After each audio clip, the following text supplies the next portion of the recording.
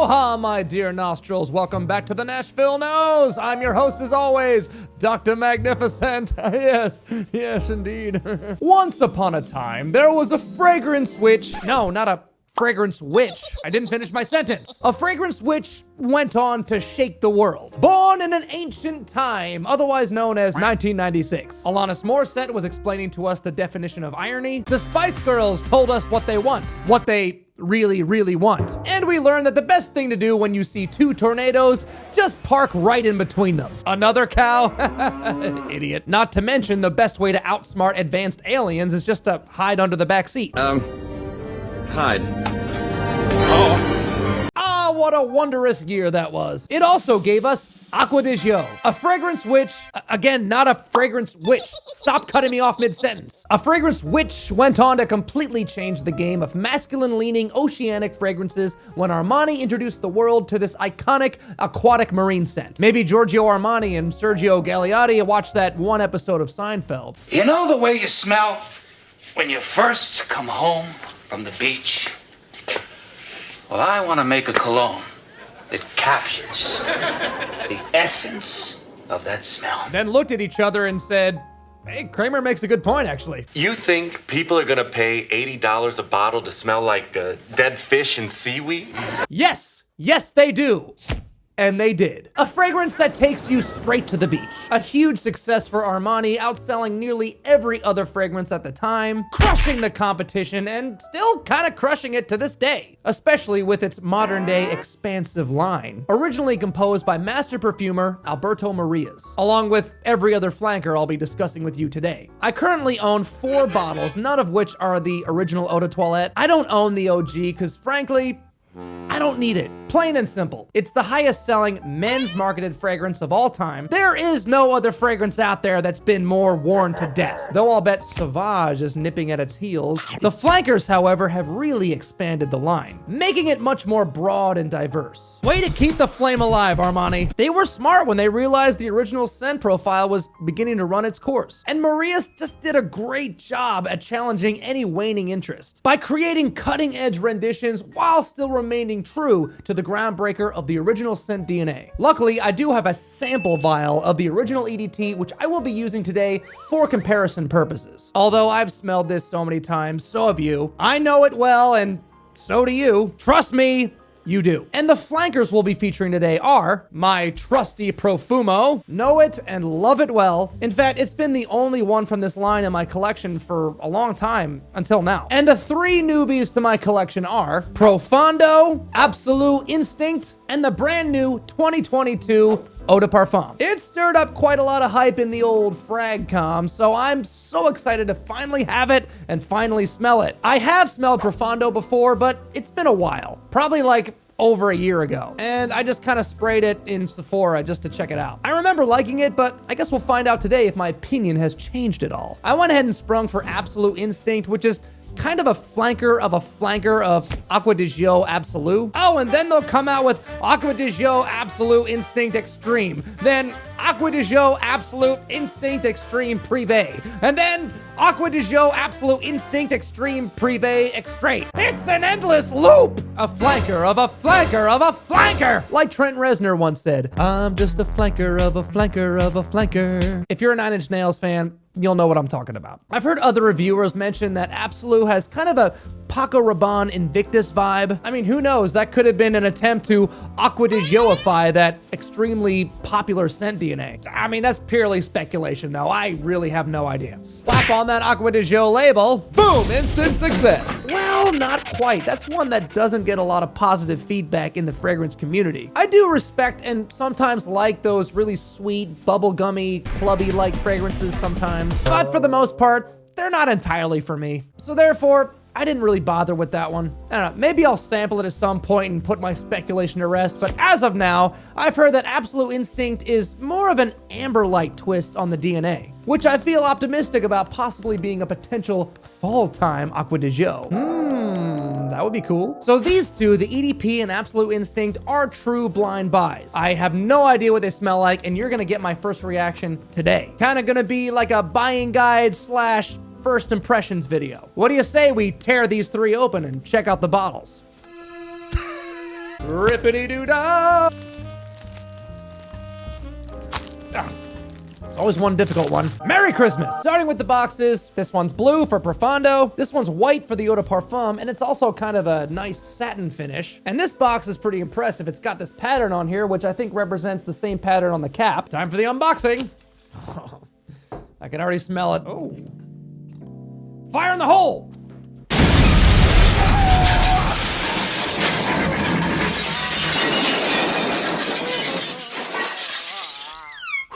Let's compare the bottles now. The Profondo bottle is similar to the Profumo bottle. It's got the frosted glass, same style cap. Only difference I'm seeing is that the Profumo comes with this metal plate on the bottom. The Profondo bottle does not. Oh well. The EDP has a similar bottle to the original EDT, only instead of frosted glass, it's just clear glass. The Absolu Instinct bottle is gorgeous. It's this dark ambery color, and the cap has that same pattern engraved on the side. And both the EDP and Absolu Instinct have wooden caps. You can see the wood grain on the EDP cap here. All right, we're gonna start testing and comparing all of these scents, but before we do that, if this is your second time or more at this channel and you're not subscribed yet, come on, this is your channel, my lovely scent nuts. Subscribe and become an official nostril right now. Okay, time to test and rank these Acqua Di Gio selections. Let's get down to business. The doctor is now in. We'll start with the original EDT sample. Just put some right there, just to see how they stack up. That should do it.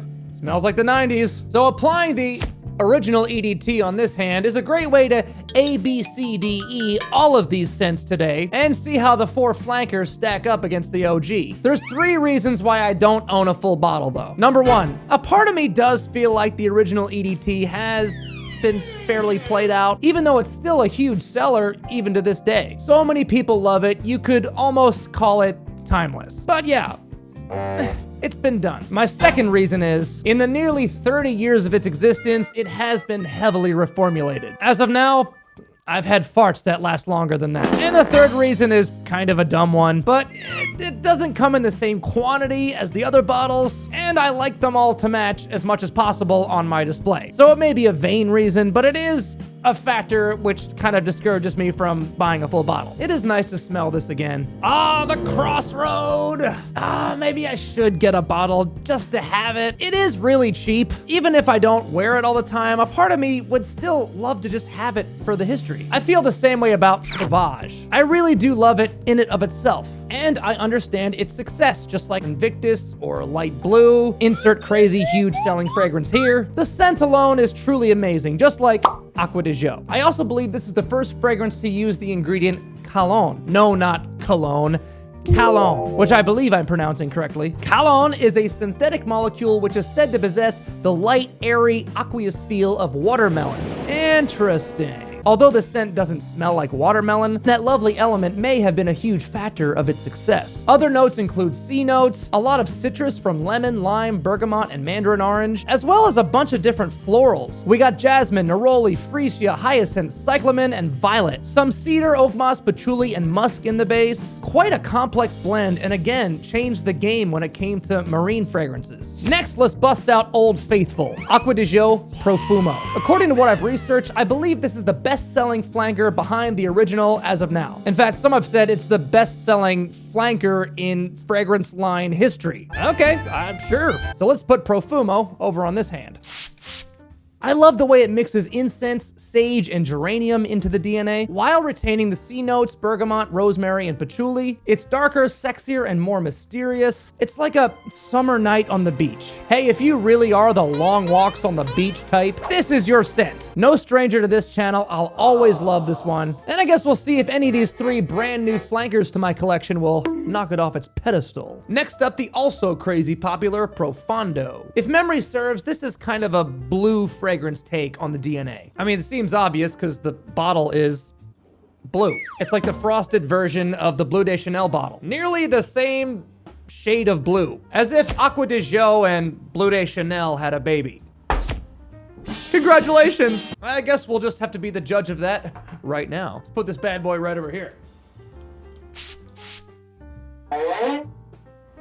The open is actually not as citrusy and fresh and clean as I thought it would be. I get a little bit of sweetness up front, a little saltiness. That is an interesting open. Let's check out those notes. It retains the C notes. I should probably mention right now that all of them have C notes. Every single one. So I don't have to keep saying it. Just FYI. They also have patchouli in the base, which actually all of them also have patchouli in the base. So I'm not gonna mention that anymore either. Got it? Just put that in the old memory bank. C notes and patchouli for everyone. The addition of cypress and lavender, musk, mineral notes, mastic, which is a fresh, piney, turpentine-like resin. So it has some green facets to it as well, which is, I think, what I was getting a lot of in the open. Now it's settling into its blue, oceanic, fresh, zingy, citrusy type scent profile. Also a synthetic molecule I've never seen before called AquaZone. Sounds like a swimming pool maintenance supply store.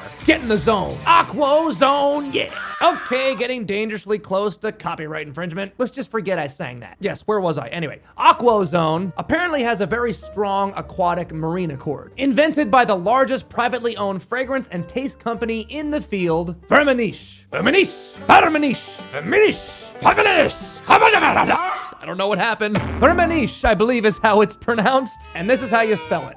So, you figure it out. Based in Switzerland and known for creating aroma chemicals widely used in perfumes, and I have a feeling thanks to this AquaZone that Profondo may perform pretty well. And it's not messing around already, it's got some volume to it, and it's pretty much filled up this room since I've sprayed it. So we'll see how this one develops as we proceed. Speaking of proceeding, why don't we move on to the remaining two that I haven't smelled yet. Let's go with Absolu Instinct.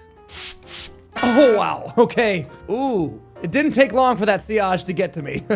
Oh, that is different. Okay, hold on. Really strong off the rip, but let's let it settle in for a few moments here. Yikes. This seems to be the one that is the biggest departure from the original scent DNA that I've smelled so far.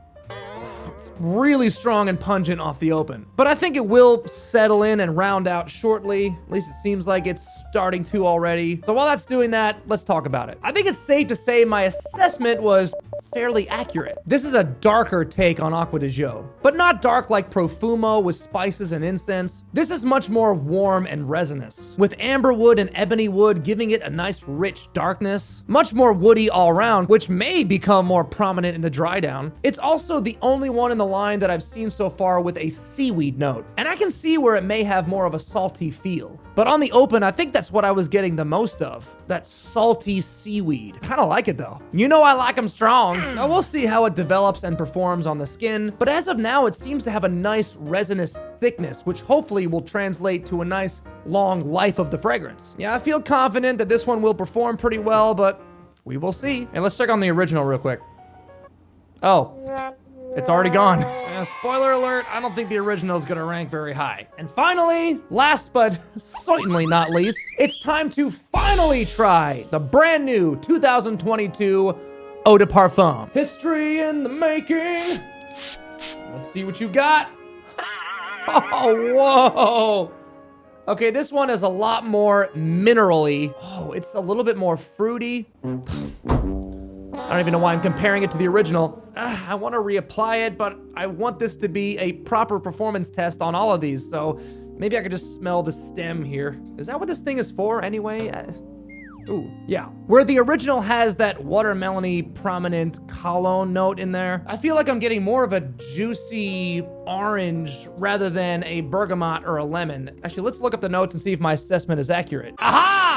Green mandarin, that's right. And I think I'm detecting some of the heart notes already. Clary sage, lavender, and geranium. And in the base, it lists mineral notes, vetiver, and patchouli. But I think right now in the open, I'm detecting those as well. Much more heavy on the minerals. And I really love the addition of vetiver. I'm really excited to see if that comes out even more in the dry down. It really does smell quite different than the EDT, which I'm honestly stoked about. It does smell more aromatic, like a more grown-up cousin. It's really modern and obviously still retaining the marine oceanic feel with the addition of those mineral notes. It's almost reminding me of a more mass appealing version of Oud Mineral by Tom Ford, especially with the addition of vetiver, lavender, and clary sage. Although ADG EDP does have more fruits. Like there's really nothing fruity or sweet about Oud Mineral. This is just a really nice, well-refined summer aquatic, and well done to you, Alberto Marias. You're a wizard. All right, those are my thoughts on the open. Let's step away and come right back and see how well they all perform. Sit right there.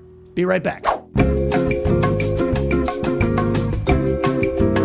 All right, It's been just about an hour, and during that time, I think I managed to put them in a fair ranking. At least as of right now, with my initial reaction comparing all of them. Who knows how my feelings will change in the future, but I think there's probably one thing that will stay consistent. Last place, the original EDT. Obviously. That was an easy thing to predict. For reasons I've already explained. Redundancy, datedness, weak performance. Doesn't mean I don't love and respect it for what it is. This is just strictly my own personal opinions regarding whether I would wear this nowadays, and considering the amazing journey this DNA has made over the years through the flankers. The others just excite me a lot more, and for most of them offer something a lot less commonly known. Number 4, unfortunately though, has to go to Profondo. It is a giant leap though, and a tight race from here on out. I hate to put this so low because it is really, really great. Performance is also pretty good on Profondo. The projection didn't have the longevity that I'd hoped, but it's still kicking pretty good. After about an hour, it becomes more of a personal scent bubble, which I think that for a really loud fragrance like this, a lot of people may prefer. So when they go in for a hug, they'll get a nice whiff of the sillage. I would say if you love the original, but you want something a little stronger and longer lasting, even though it has its own thing going on, I would say that this is probably the one out of the ones mentioned today that stays the most true to the original DNA. For the number 3 spot, right in the middle, I think, God, and this was tough. I'm so impressed by this EDP. This almost beat out my number 2 spot. I also came into it with fairly low hopes, even though it was getting a lot of hype. I already knew I had no desire to own the original EDT, and if the EDP was just a slightly beefier version of the original, it wouldn't have really knocked my socks off. But holy cow, it kind of has.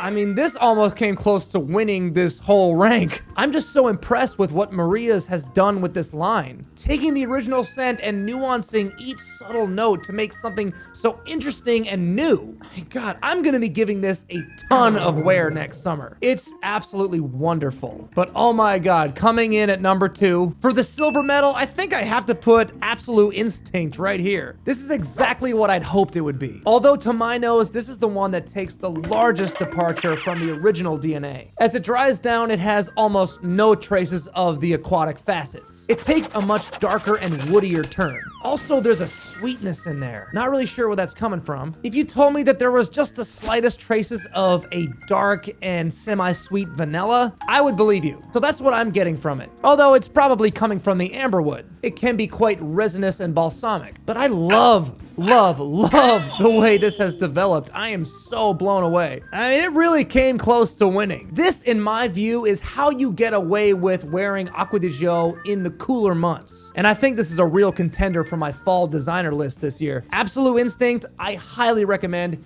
you give it a try. And my number 1 pick, what could it be? What could it be? Yes! I'm sticking with my original King Daddy, Profumo, the still undefeated champion of the world. Yeah, I just love my trusty Profumo too much. But these flankers, especially the new EDP and Absolu Instinct, really give it a run for its money. This top 3 especially was a super tight race. And who knows, my opinions may change over time the more I wear them and the more I get to know them. This, in my opinion, is also the most versatile. The one you can truly pull off all year as a signature scent if you wanted to.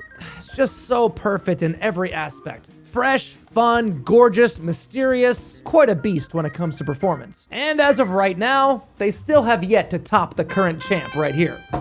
Ball's in your court, Alberto. And that'll do it for me. I'm hoping to eventually acquire more from this line. Essenza is one on my list, but very hard to find without paying a discontinued premium. So one day, my friend, one day. Hey, don't be a beach. Subscribe, and if you could, give us a like and ding that bell so the algorithm gods can bless this channel to become an even bigger hit than Acqua Di Gio. Fat chance, yeah, but I believe in us. Send this video to all of your pheromone challenge friends out there and leave a comment. I would love to get your thoughts on a few things. First of all, what do you think of the original EDT? Do you think it's still relevant today? Do you think it's run its course? Does it perform as weak on you as it does on me? Also, I want to know your favorite release from this line. And if you've tried a whole bunch, I want to know how you would rank them. Leave that in the comments as well. I'm really curious to know. Because this is not a fragrance channel. It's not? No, it's not. What is it? It's a community! Well done, my wonderful nostrils. Well, it's time for this doctor to drift off with the tide. The undertow is taking me! It may not be summer anymore, but you can still find your beach, with or without a Corona. Apply that sunblock, watch out for sharks, and of course, stay smelly. The doctor is out.